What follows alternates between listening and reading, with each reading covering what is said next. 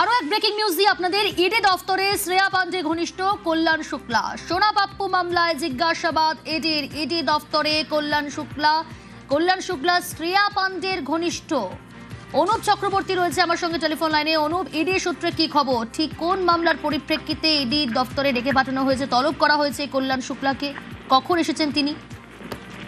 দেখো, সোনাবাবু মামলায় তৃণমূল নেত্রী তথা শ্রেয়া পান্ডের যে বন্ধু অর্থাৎ বিশেষ বন্ধু কল্যাণ শুক্লা, তাকে ইতিমধ্যে ইডি দপ্তরে ডেকে পাঠানো হয়েছিল।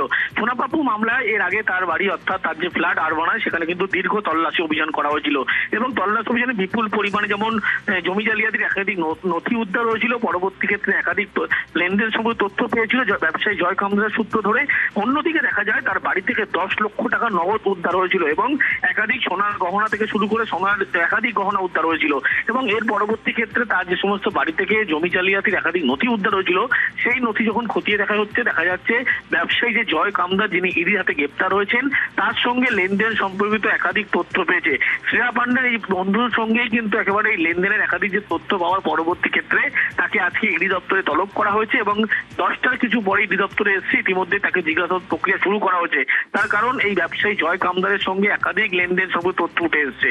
সেই সম্পর্কিত তথ্য নিয়েই তাকে জিজ্ঞাসাবাদ করা হচ্ছে। বিপুল পরিমাণে টাকা এবং সোনার গয়নার উৎস কি, এই নিয়েই কিন্তু আজকে তাকে জিজ্ঞাসাবাদ করা হচ্ছে। এবং এর আগে তার বাড়িতে তাকে জিজ্ঞাসাবাদ করা হয়েছিল। আরবানার যে ফ্ল্যাট, সেই ফ্ল্যাট থেকে বিপুল পরিমাণ টাকা, নথি সহ একাধিক সোনার গহনা উদ্ধার হয়েছিল। সেই সমস্ত বিষয় নিয়ে আজকে তারা বয়ান লিপিবদ্ধ করছে ইডি আধিকারিকরা। বেশ।